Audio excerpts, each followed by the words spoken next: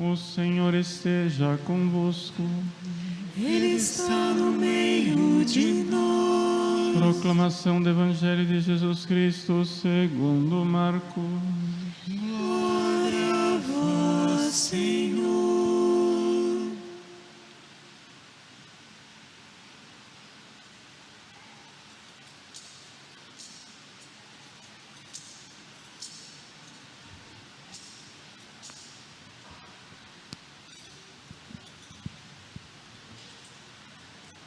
Naquele tempo, Jesus atravessou de novo numa barca para outra margem. Uma numerosa multidão se reuniu junto dele e Jesus ficou na praia. Aproximou-se então um dos chefes da sinagoga, chamado Jairo.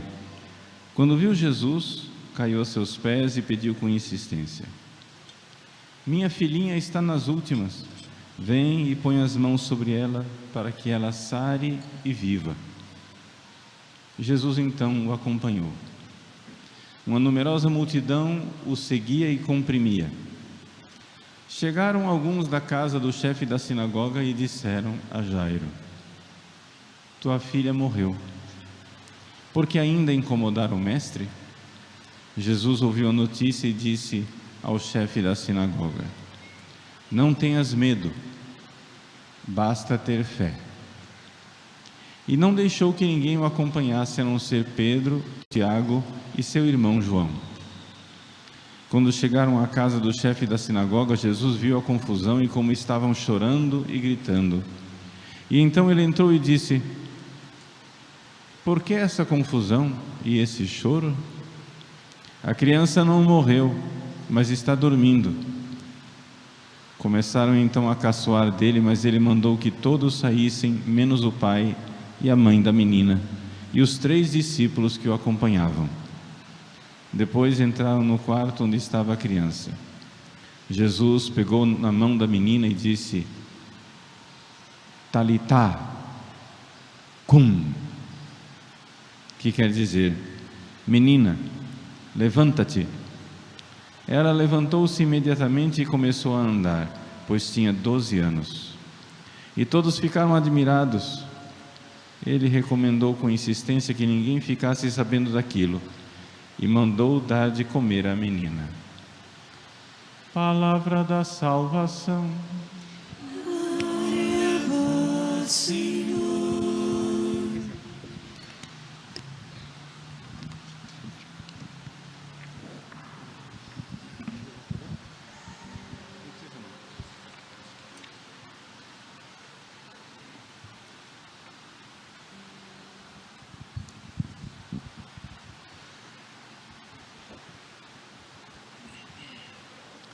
Meus queridos irmãos e irmãs, com a ressurreição da filha de Jairo, Jesus quer nos ensinar que nós somos eternos. Para usar o título de um livro que depois eu irei comentar, nós nascemos e jamais morreremos. O que quer dizer isso? Quer dizer o seguinte: a primeira leitura nos diz: Deus criou o homem para a imortalidade, e nós precisamos ter bem claro diante dos nossos olhos a verdade de que uma vez que nós existimos, nós jamais deixaremos de existir. É para sempre. Nós vamos morrer, sim. O nosso corpo e a nossa alma vão se separar, mas a nossa alma, quer você seja bom, quer você seja mau, a nossa alma é imortal. Nós temos dentro de nós um princípio de imortalidade que jamais morrerá. O nosso eu nunca irá acabar. Se você existe, se você tem um segundo de existência aqui nesse mundo e já morre em seguida, você existe para sempre. Não interessa se esta vida aqui é curta ou se essa vida aqui é longa, o que nós temos é a eternidade. Nós existimos e nunca mais deixaremos de existir. Nós fomos feitos para a eternidade. Além disso, a primeira leitura nos ensina que Deus, que nos criou com a alma eterna, também tinha um outro projeto, que era que nunca acontecesse a morte física. Vocês sabem que faz parte da ciência que qualquer organismo biológico perece, não é? Se você for analisar biologicamente, um organismo vivo não tem capacidade de viver para sempre, não é uma capacidade natural, vai morrer. Mas Deus tinha um projeto, e o projeto era que nós não morrêssemos. Deus ia fazer um milagre, nós não sabemos como é que isso ia acontecer.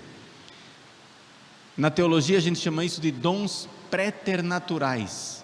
São os dons que Adão e Eva tinham, mas com o pecado original jogaram fora. A primeira leitura nos diz que foi por inveja do diabo que a morte entrou no mundo. Ou seja, Deus criou Adão e Eva sem pecado, e Deus ia dar um jeito, ou seja, Deus deu um jeito, que eles tinham a capacidade de viver para sempre. Mas eles jogaram fora esse dom. Então agora nós temos a morte física. Quando terminam os nossos dias aqui na terra, o corpo se separa da alma. A alma vai imediatamente para junto de Deus, para ser julgada. Os maus são condenados para sempre, e os bons são salvos para sempre. A grande maioria, salvos para sempre, vão para o purgatório. Nós precisamos rezar pelos bons, precisamos rezar pelas pessoas salvas, para que finalmente cheguem ao céu. Mas serão salvos para sempre. No purgatório só tem uma porta de saída, que é para o céu. Quem está no purgatório não vai para o inferno de jeito nenhum, já está salvo para sempre. Agora, para a gente entender esse projeto de Deus, eu gostaria de contar a história de uma jovem que morreu aos 28 anos de idade. Morreu recentemente, ela morreu em 2012, mas já está sendo feito o seu processo de beatificação. Ela morreu em 2012 com 28 anos de idade, quer dizer, se ela estivesse viva hoje, ela estaria com 37 anos de idade. Vocês entendem então que é bem recente. É uma contemporânea nossa. O nome dela é uma italiana chamada Chiara, em português é Clara, né? Chiara Petrillo, Chiara Corbella Petrillo. Qual é a história da Chiara?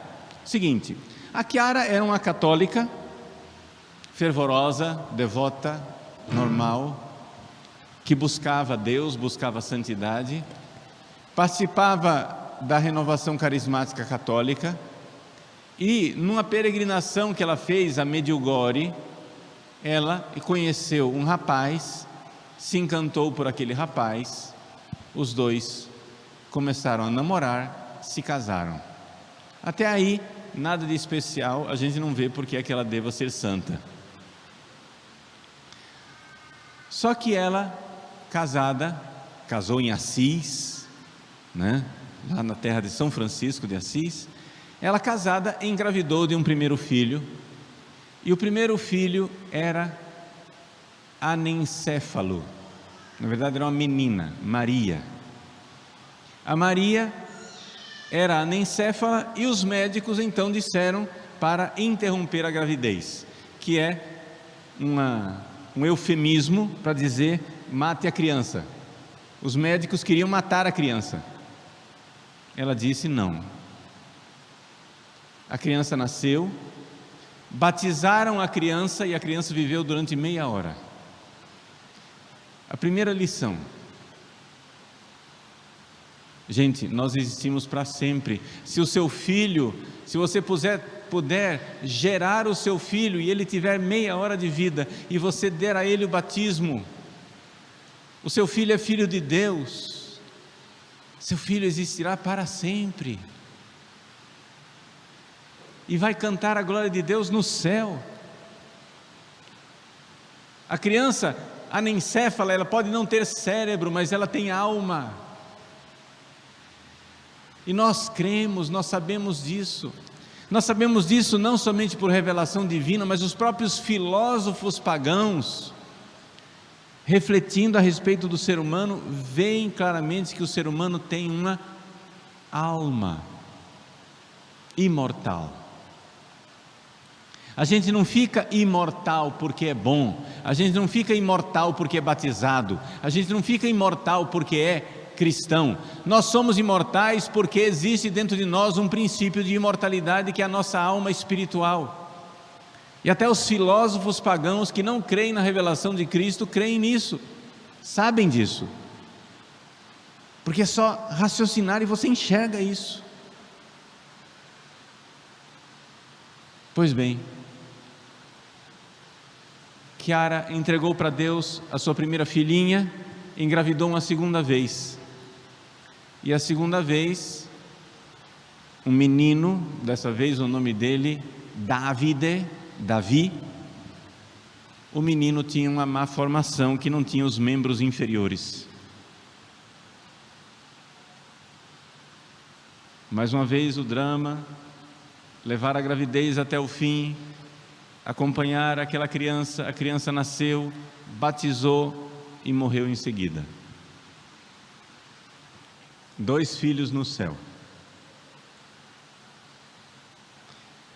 Então os dois fizeram uma investigação genética para ver o que é que havia, qual era o problema de incompatibilidade dos dois que estavam tendo tanta má formação.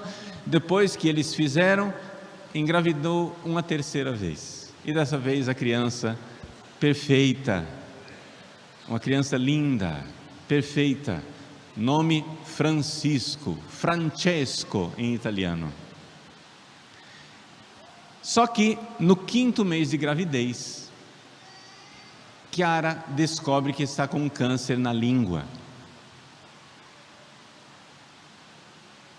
E para ser curada desse câncer, ela precisava entrar imediatamente com a quimioterapia. Só que a quimioterapia significaria a morte do Francesco. Chiara então escolhe heroicamente, porque ela teria o direito de fazer a quimioterapia, é importante saber disso. Ela teria o direito de fazer a quimioterapia, mas ela é quem não quis.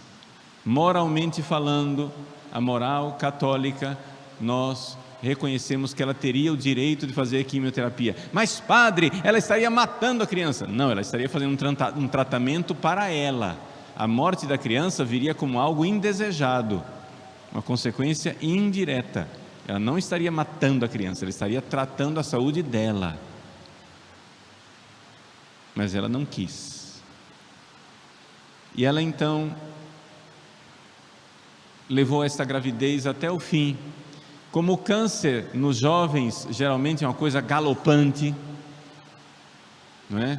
Esperar o término da gravidez foi para ela fatal, porque o câncer já estava espalhado por todo o corpo. O Francesco nasceu, foi batizado, e a Chiara, sabendo que ela não iria viver para ver o seu filho crescer, ela escreveu um pequeno bilhete para Francesco. O bilhete está aqui, eu gostaria de ler para vocês. São 4 linhas. Francesco,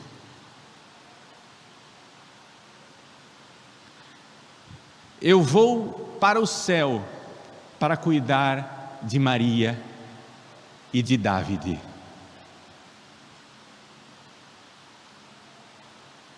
eu vou para o céu, eu vou ali cuidar dos seus 2 irmãozinhos. Você fica aqui com o papai. De lá, eu rezarei por vocês 2. Meu filho, você é especial e tem uma grande missão. O Senhor escolheu você e eu mostrarei a você o caminho a seguir, se você abrir o seu coração.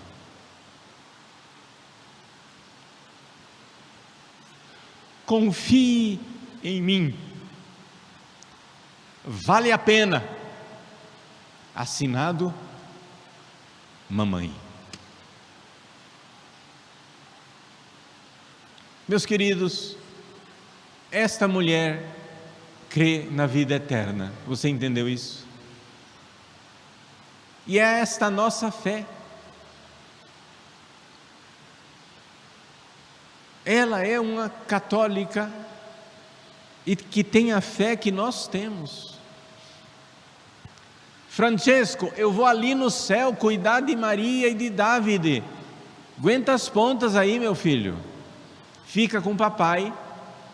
E é o seguinte: mamãe, Maria e Davide já estamos no céu. Você trata de tomar juízo. Você e papai se cuidem para chegar lá também, porque você e papai podem terminar indo no inferno e a gente se perder. Então você tem uma grande missão, meu filho. De lá do céu vou rezar por você e vou lá mandar meu anjo da guarda para dar inspirações para você, para inspirar você no caminho. Você tem que abrir seu coração para receber essas inspirações, para você se manter fiel a Deus. Vejam, esta é a nossa fé. Nós existimos, e uma vez que existimos, nós somos eternos, nós somos para sempre. A alegria de uma mãe de saber que seus filhinhos que viveram meia hora, poucos dias, são eternos, estão lá no céu, eu vou lá cuidar deles.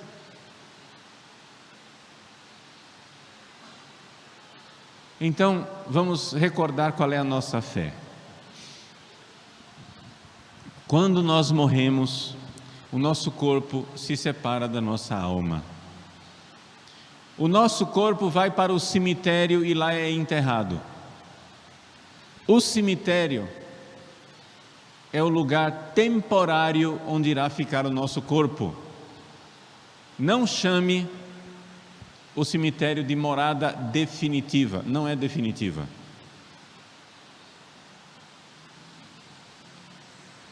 Quando você morre, o corpo se separa da alma. O corpo vai para o cemitério. Lá, infelizmente, ele apodrece e a alma vai para ser julgada. A alma vai ser julgada e imediatamente, na hora da morte, é decidido o nosso destino eterno. Atenção, não reze pela salvação dos mortos. Nós católicos não rezamos pela salvação dos mortos. Os mortos ou já estão salvos para sempre, ou já estão perdidos para sempre. Se você quer rezar pela salvação de alguém, reze por essa pessoa enquanto ela está viva. Porque para ser salvo ou não, a decisão é aqui, não é lá do outro lado. As decisões que você tem que tomar para a sua salvação, trate de tomá-las aqui. Depois da morte não há decisão a ser tomada, é só consequência das decisões que você tomou nesta vida. Ao morrer você está condenado para sempre ou você está salvo para sempre. E por que é que a gente reza pelos mortos? Não é para a salvação deles. A gente reza para os mortos porque as pessoas que já estão salvas para sempre geralmente precisam da nossa ajuda, porque elas já estão salvas, mas não estão no céu, estão no purgatório. 99,9999999% das pessoas que morrem e são salvas, olha que eu não estou considerando aqui quem foi para o inferno, eu não estou falando do percentual que vai para o inferno, se é grande ou pequeno, só estou falando daquele grupo que é salvo, pequeno ou grande. Jesus disse que parece que é pequeno, porque a porta é estreita e poucos são os que passam por ela. As pessoas que são salvas, a grande maioria, ao morrer, não vai para o céu diretamente. Elas já estão salvas eternamente, mas elas vão para o purgatório e precisam de nossas orações. Quando morre uma pessoa, nós católicos rezamos para que ela, salva, vá para o céu o quanto antes. No purgatório só tem, como eu já disse, uma porta de saída, que é para o céu. Não tem perigo que está no purgatório ir para o inferno, não vai. Já está salvo. Mas padre, como que eu sei se a pessoa que eu estou rezando está salva ou está condenada? Resposta, a gente não sabe, então a gente reza para todo mundo. E se aquela oração não servir para aquela pessoa, porque a pessoa está no inferno, Deus vai dar um jeito que aquela oração sirva para outra pessoa que está precisando. Então a gente reza por todo mundo.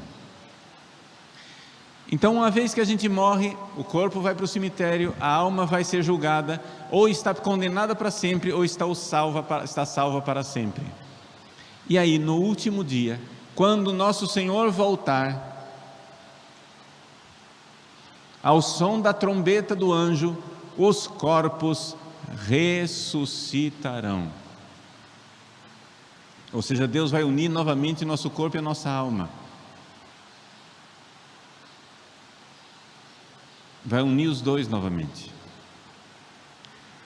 As pessoas que são salvas serão ressuscitadas gloriosas. E as pessoas condenadas ao inferno também ressuscitarão, mas elas terão o corpo dela semelhante à sua alma, ou seja, serão corpos monstruosos, porque a alma é horrorosa. O corpo ressuscitado vai acompanhar a alma. Então, você hoje contempla corpos bonitos, pessoas formosas,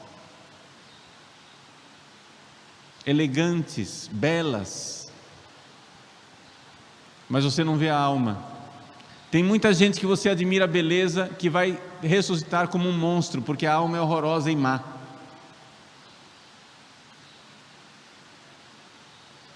Tem pessoa que você acha linda e vai ressuscitar um monstro, porque aquela alma é má, não teme a Deus, não ama a Deus, não quer saber de Deus, odeia Deus, ofende a Deus e não está nem aí.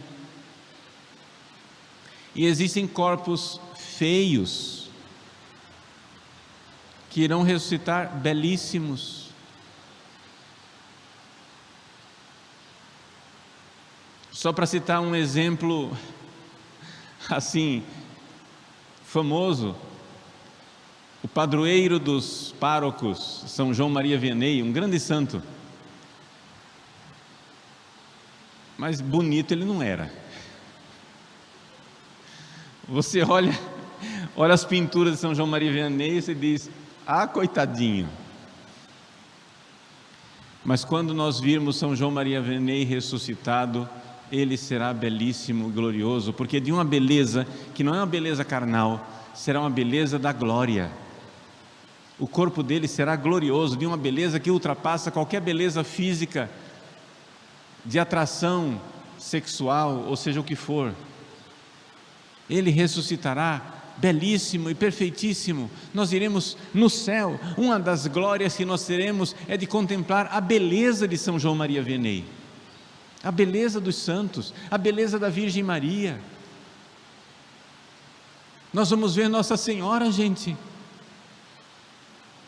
Nós vamos ver a beleza dos que amaram a Deus, ressuscitados, corpos gloriosos. Essa é a nossa fé. Essa é a nossa fé. Então, com grande alegria hoje, nós celebramos a nossa fé, a fé na ressurreição. A serva de Deus, Chiara Petrillo, lá do céu, onde nós achamos que ela está, esperando o juízo da igreja, para que nos conceda poder venerá-la publicamente, que ela interceda por nós, como intercede pelo seu filho Francesco, que ficou aqui nesse mundo, e nos dê esta fé arraigada, a fé dos santos, a fé de quem sabe que nós nascemos e viveremos para sempre. Então temos que ter muito cuidado, porque nós somos eternos, ou eternamente felizes, ou eternamente danados, eternamente condenados, eternamente tristes, eternamente torturados. Como está a sua vida? Você que cuida do seu corpo, da saúde do seu corpo, da aparência do seu corpo, tão preocupado com o seu corpo, você está preocupado com a sua alma imortal? Você está preocupado com o destino da sua alma imortal? O que é que você está fazendo? Você trabalha para ganhar dinheiro, para poder comprar comida para o seu corpo, colchão ortopédico para o seu corpo, roupa para o seu corpo, você paga academia para o seu corpo, você paga plano de saúde para o seu corpo, você paga médico para o seu corpo, você paga fisioterapia, pilates para o seu corpo, você paga cabeleireiro, maquiagem para o seu corpo, mas tudo isso é um investimento que passará. O verdadeiro investimento está nas virtudes da alma, que é o que fará o seu corpo glorioso, belo, para sempre, no céu. Então, hoje, Jesus, ao ressuscitar a filha de Jairo, nos diz: nós somos eternos. Morrer é só dormir. Ele diz: a menina está dormindo. Aliás, a palavra cemitério quer dizer isso para nós cristãos. Nós cristãos é que inventamos a palavra cemitério. Antes se chamava necrópole, ou seja, cidade dos mortos, necrópole. Nós cristãos achamos esse nome muito feio, então demos um outro apelido para o cemitério. Nós chamamos de cemitério, koimiterion, em grego quer dizer dormitório. É o dormitório. O pessoal está lá dormindo, esperando a ressurreição. Um dia, Jesus dirá a todos nós: cum, levanta-te, e a voz do ressuscitado levantará os bons para a glória eterna e os maus para a perdição que não tem fim. Deus tenha misericórdia de nós e nos dê glória, ressurreição, salvação e vida eterna. Amém.